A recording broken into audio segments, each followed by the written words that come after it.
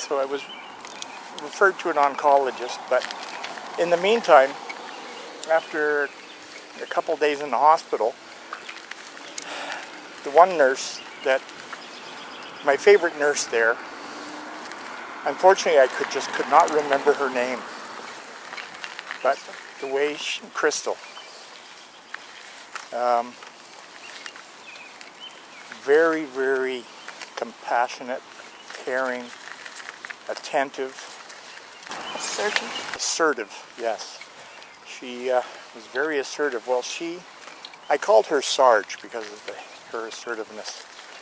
She wouldn't take any lip from me, but she was very, very nice about it. I'm not a bad patient anyway. I'm a smart ass with a dry sense of humor. And she could handle it. She noticed that around the incision in my abdomen was a little red. And I had just thrown her a smart-ass comment. And without saying a word, she had just happened to lift up the gown and had the bed sheet down a little bit to check my abdomen. She just so casually pulled out her pen, started humming, and drew what I think Amber and my sisters thought looked like an amoeba on my stomach, but had never said anything about the redness. And she called another nurse over very calmly and casually. Come on over, I just want to show you something. And showed it to her. And she left the room. Not a big deal. It was like Sarge was kind of mocking me. Look what I did to this patient. Well, this other nurse came back with a chart. And they started looking at the chart and comparing it to my abdomen. And they both said they agreed. And she said, looks like there's something going on. Maybe a bit of an infection. I don't want to take chances, so I'm going to go call the surgeon. Well, it didn't take long for the surgeon to show up. An hour, maybe? I don't know. I wasn't there. Okay. My sisters were. Yeah. It didn't take long for the surgeon to get there.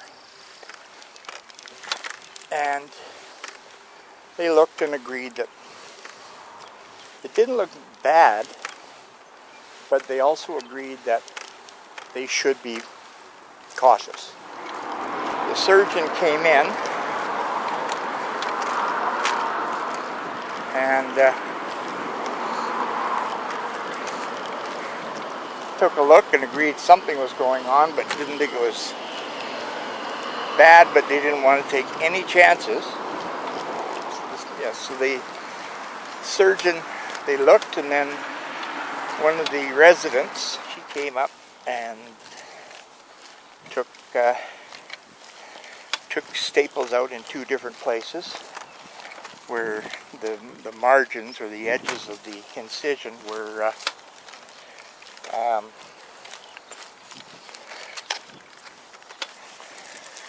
a little more red.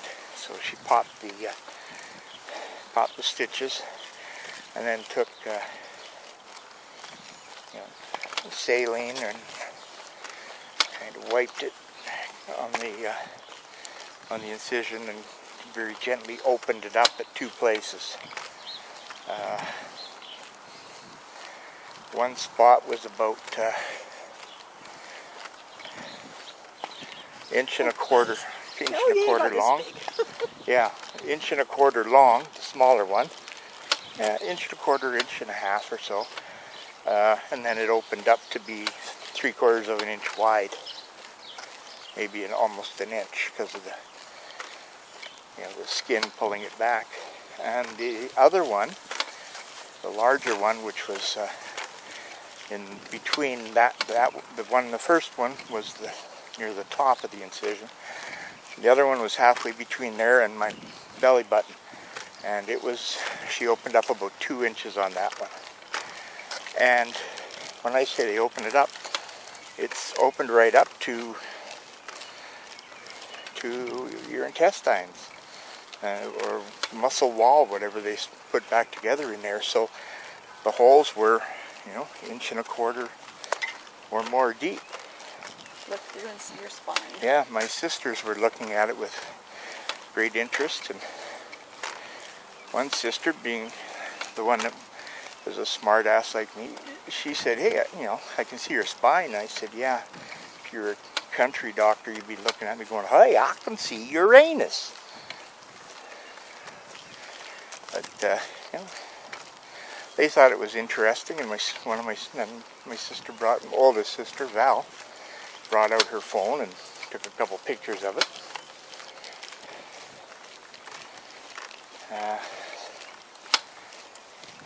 So, got a couple pictures then, and then they had to put packing in it. They left it open for a few hours, cleaned it with saline and cotton swabs, and there was a tunnel between the two holes, and the two holes were maybe 1.5 inches or 2 inches apart. The whole incision's about 10 inches long.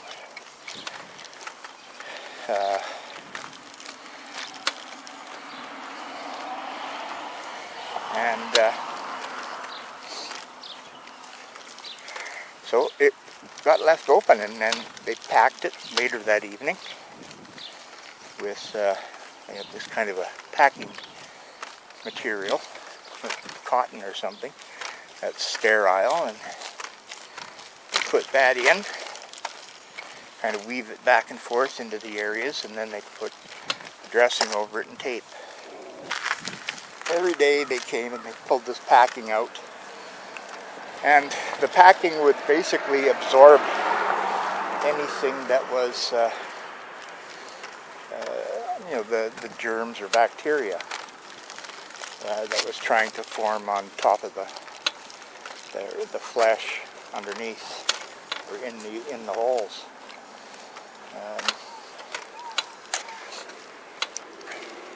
And it started off that the small one took about 25 centimeters of this ribbon, and the big one took about 35. And they just pack it loosely. And the first 2 days they were able to push it through the tunnel into,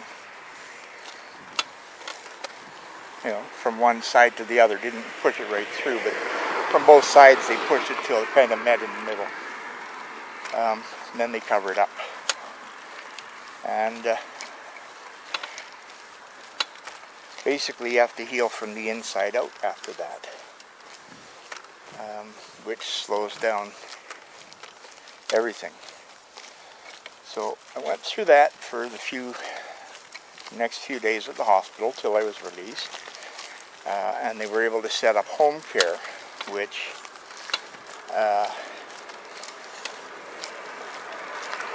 they sent us home with a basic care package of medical supplies to start, and a nurse would show up every day. Most of them were late morning, early after, late morning to lunchtime. There was one that would come 8:30 or 9, which was nice because you didn't have to wait all day, because it wasn't a set appointment. That's all they did was go house to house where patients were convalescing at home, and they'd clean dressings or do whatever they had to do. Hello. So every day for 44 days,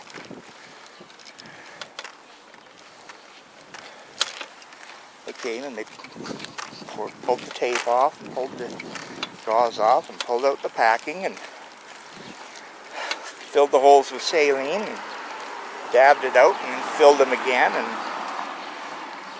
scrubbed around with a cotton swab, and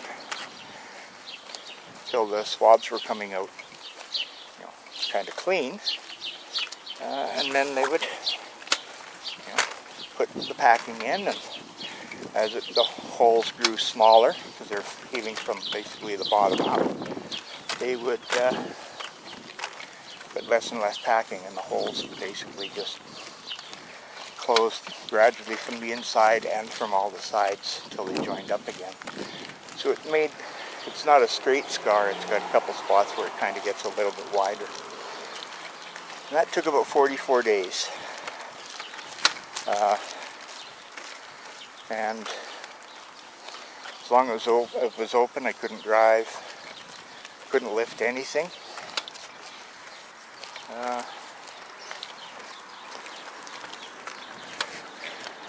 It felt like I couldn't do anything. Oh, I couldn't. Amber,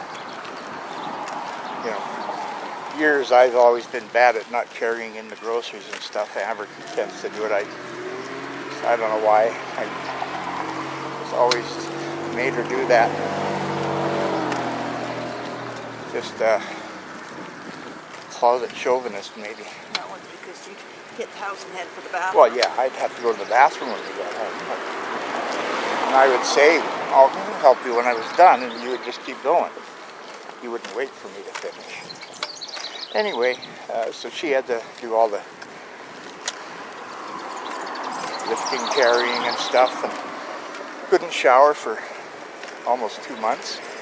There was sponge baths, and if you've ever had to do that for any length of time, you know it's not the easiest way to be clean and stay clean.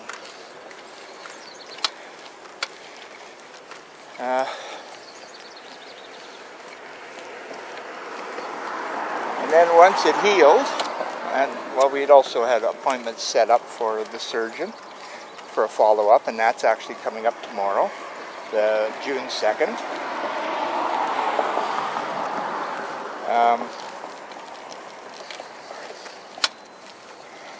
And we have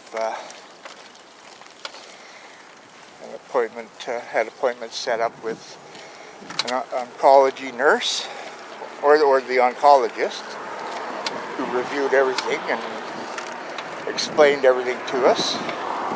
That was 2-3 weeks ago. 28, yeah. Yeah, about 2 weeks. 28. No, it says 1st of June. Oh. That was the 28th of May. That was a month ago. Yeah.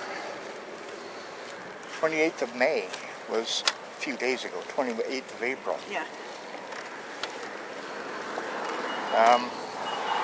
Yeah, so we talked to him while the staples were still in, the rest of them, and it was still open then. No.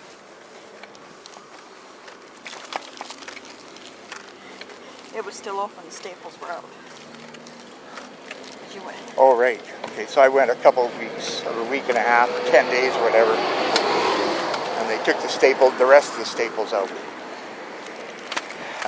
But it was still getting packed every day. Yeah.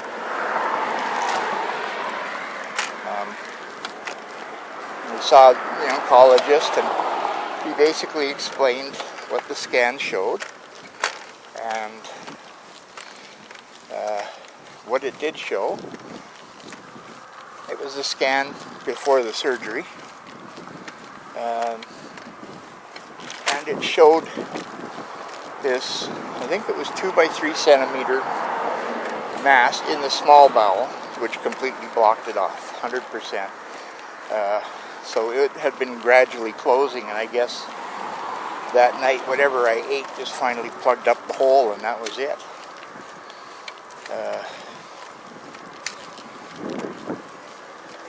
Wasn't letting anything go by anymore. So that became life-threatening. Where it would have, I would have dehydrated and starved to death. I guess I would have dehydrated first. You can't go without water. You can go without food a long time, but not water.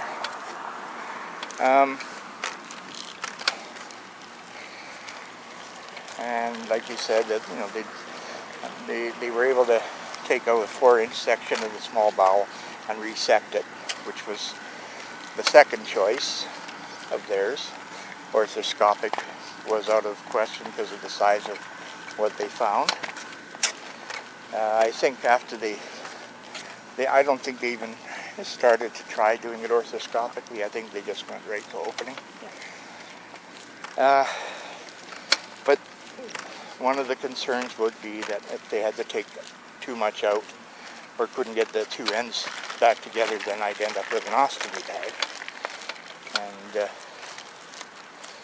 because of my size, it would have to have been higher up on my gut, because you have to be able to see to clean it and put it on properly and all that stuff.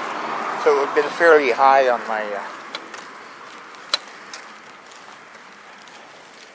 my abdomen, which would have been a pain in the butt, but better than, beats dying. But there was a larger mass that is attached or growing between the liver and kidney, which they didn't touch, or they would have had to open up too much to get at it. They were just life-saving mode, I guess. Still took them a couple hours to take the mass out and resect everything. But there were also, the scan showed other small spots elsewhere in the bowel. And because of those and the one between the liver and kidney, it basically puts me to a stage 4 bowel or colon cancer. And there were also numerous ones on the abdominal floor, peritoneum. There's also one in the colon. Was there? There's one at the top of the colon. At the top of the colon? Which, that's the one that would have been just out of range of the camera when they did the colonoscopy. Yeah. But my colonoscopy from not even a year ago was clear, so this was all just above where they could see.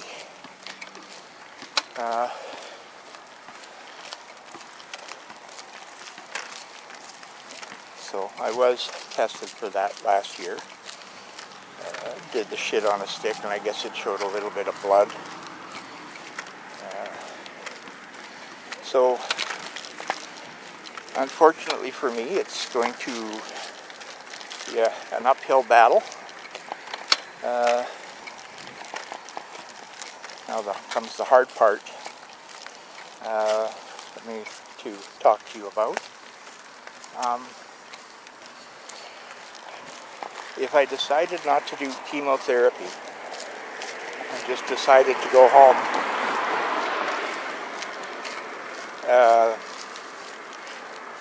I'd have somewhere between 6 months and a year. And they can't predict exactly. It could have been a month, could have been 2 years. But they, on average, from what they see, I would have been 6 months to a year. With the chemotherapy, I'm going initially for 6 rounds. Every 2 weeks I go. And it's about 2.5 hours in the cancer care chair in the hospital. And then I'm hooked up to my baby bottle here that is an elastomeric pump. Basically looks like a condom in a bottle. And it has the chemotherapy in it. I'm hooked up through a port up in my chest here. And over the course of about 46 to 48 hours, it squeezes the chemotherapy drug, the toxin, into my bloodstream for 2 days, and I go get unhooked tomorrow afternoon. And then